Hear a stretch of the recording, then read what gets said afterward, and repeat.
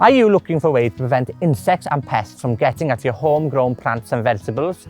Companion planting is the idea that we can plant some plants close together to support healthy and strong growth. By planting certain strongly scented species next to each other, it can confuse pests from finding their host plants, and that reducing our need to use pesticides in the garden. For example, by interplanting garlic and carrots next to each other in the garden, the strong scented smell of the leaves can confuse any pest that would go for them.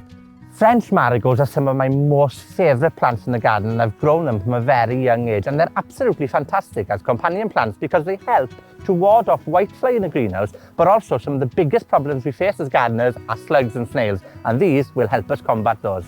By simply planting a row of French marigolds next to our salad crops, you can greatly reduce slug damage in the garden because they much prefer the sensory leaves of the marigolds compared to our salads.